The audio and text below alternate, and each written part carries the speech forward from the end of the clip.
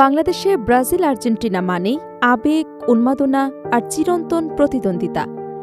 Messi নাকি Neymar, Argentina নাকি Brazil, এই বিতর্কে মেতে ওঠেন কোটি কোটি বাংলাদেশি। বিশ্বকাপ এলেই সবুজ হলুদের সঙ্গে আকাশে সাদা পতাকায় রঙিন হয়ে ওঠে দেশের অলিগলি।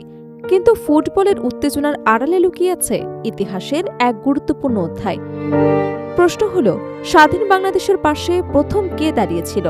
এই দুই চিরপ্রতিদ্বন্দ্বী দেশের মধ্যে কে সবার আগে বাংলাদেশকে রাষ্ট্র হিসেবে স্বীকৃতি দিয়েছিল? সেই উত্তর জানলে অনেকেরই ধারণা বদলে যেতে পারে। ফুটবল প্রেমী বাংলাদেশের মানুষের কাছে ব্রাজিল এবং আর্জেন্টিনা শুধু দুটি দেশের নাম নয়, বরং দুটি আবেগের প্রতীক। বিশ্বকাপ কিংবা কোপা আমেরিকা এলেই সমর্থকদের উচ্ছ্বাসে মুখর হয়ে ওঠে পুরো দেশ। কিন্তু ফুটবলের বাইরেও স্বাধীন বাংলাদেশের ইতিহাসে এই দুই দেশের একটি গুরুত্বপূর্ণ ভূমিকা রয়েছে। কারণ মুক্তিযুদ্ধের পর স্বাধীন বাংলাদেশকে স্বীকৃতি দেয়া প্রথম দিকের দেশগুলোর তালিকায় রয়েছে দক্ষিণ আমেরিকার এই দুই পরাশক্তি।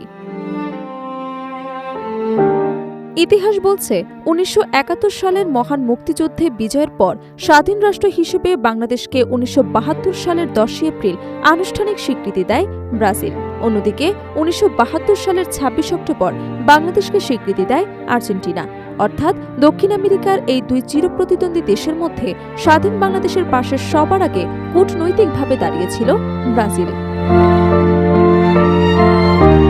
তৎকালীন সময়ে আন্তর্জাতিক স্বীকৃতি ছিল সদ্য স্বাধীন বাংলাদেশের জন্য অত্যন্ত গুরুত্বপূর্ণ একটি বিষয়। বিশ্বের বিভিন্ন দেশের ধারাবাহিক স্বীকৃতির ফলে আন্তর্জাতিক অঙ্গনে বাংলাদেশের অবস্থান আরও শক্তিশালী হয়। সেই প্রেক্ষাপটে ব্রাজিলের আগাম স্বীকৃতি ছিল বাংলাদেশের কূটনৈতিক যাত্রার একটি উল্লেখযোগ্য মাইলফলক। সময়ের সঙ্গে সঙ্গে ফুটবলই হয়ে ওঠে বাংলাদেশ, ব্রাজিল ও আর্জেন্টিনার মানুষের মধ্যে সবচেয়ে বড় সাংস্কৃতিক মেলবন্ধন। বিশ্বকাপ এলেই বাংলাদেশের গ্রাম থেকে শহর সবখানে দেখা যায় ব্রাজিল এবং আর্জেন্টিনার পতাকার উৎসব। গভীর রাত পর্যন্ত টেলিভিশনের সামনে বসে লাখো সমর্থক উপভোগ করেন নিজেদের প্রিয় দলের খেলা। ব্রাজিলের তারকা ফুটবলার ক্যাসিমিরো এবং আর্জেন্টিনার বিশ্বকাপ জয়ী গোলরক্ষক এমিলিয়ানো এমি মার্টিনেজ সহ বেশ কয়েকটি ফুটবলার বিভিন্ন সময়ে বাংলাদেশের সমর্থকদের প্রতি কৃতজ্ঞতা প্রকাশ করেন। বিশেষ করে ২০২২ বিশ্বকাপের সময় বাংলাদেশে আর্জেন্টিনার বিপুল সমর্থন আন্তর্জাতিক গণমাধ্যমেও ব্যাপকভাবে আলোচিত হয়।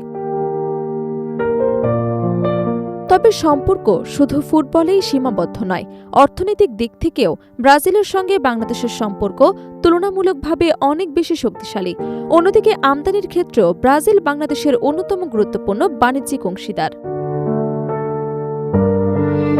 সাম্প্রতিক বছরগুলোতেও কূটনৈতিক সম্পর্কেও ইতিবাচক অগ্রগতি লক্ষ্য করা গেছে।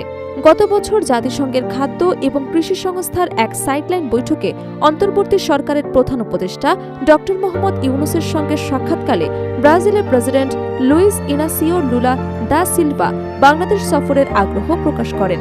দুই দেশের বাণিজ্য এবং সহযোগিতা আরও সম্প্রসারণের বিষয়েও আলোচনা হয়।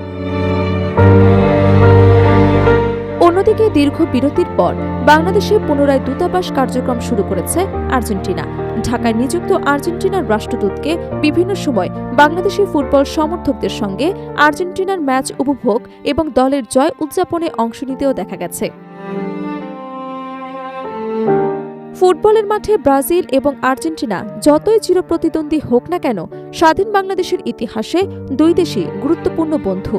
তবে ইতিহাসের পাতায় লেখা আছে একটি বিশেষ তথ্য।